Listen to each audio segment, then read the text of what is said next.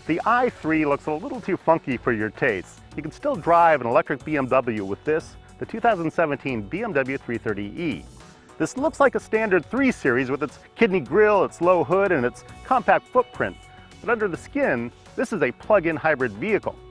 That means it's got a gasoline-electric drivetrain and a large 7.6 kilowatt-hour battery pack that you can plug into a charging station. On the right rear fender is a gasoline filler cap, but on this left front fender is a standard vehicle charging port. And well, it only gets 14 miles of electric range. But after that, it automatically kicks over into hybrid mode, so you won't get stranded in the grocery store parking lot.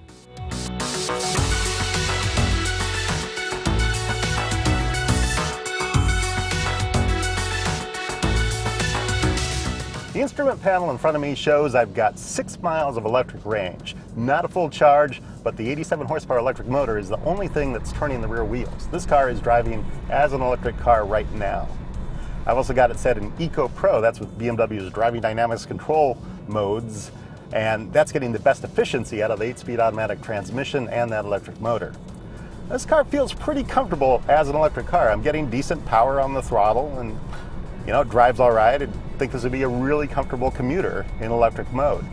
Actually, it'd be pretty nice if this was a pure electric car, as long as BMW could get the range up.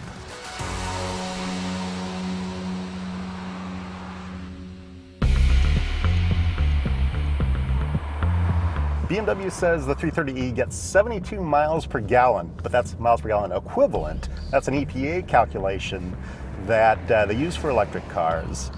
And it doesn't really mean much, because with a plug-in hybrid, your mileage is going to vary wildly depending on how much you can charge that battery. But I would say with a 330e, you should get over 40 miles per gallon. Now, there's a couple of quirks about this drive system. If I take it up over 75 miles per hour, the engine is going to kick in. Also, if I give it maximum acceleration like this, the engine kicks in and gives me all the power it has.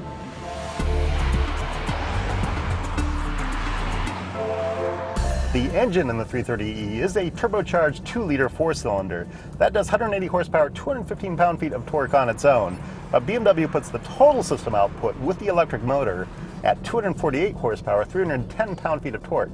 That's not bad for a small car like this. One of the really cool things about the 330e is that the navigation system and the drive system talk to each other. So if you're approaching a hill, the transmission will know it and actually downshift ahead of time. Also, if you're on the highway and your destination is in a residential area, it'll actually save up its battery charge so that when you get into that residential area, it can drive under electric power on those slower streets. It's a really cool thing, but of course, the navigation system has to be active for that to work. So you want to program in your destination every time you're out, even if you know where you're going.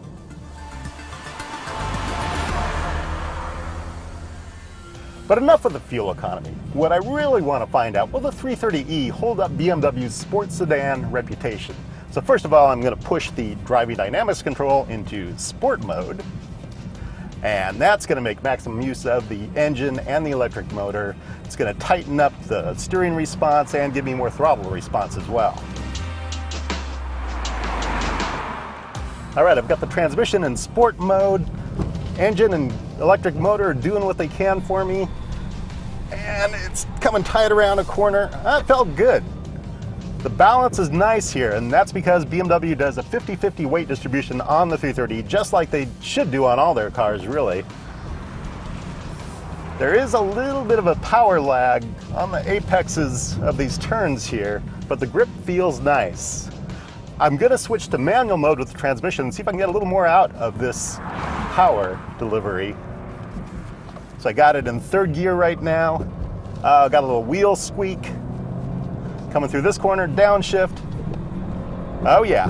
Yeah, it's power on demand, and that's what you want in a sports car. It should give you what you want when you want it. And this is doing the job. There's nothing a BMW fan, or anyone else for that matter, shouldn't like about the 330e's looks. It doesn't make a statement out of its partially electric drivetrain.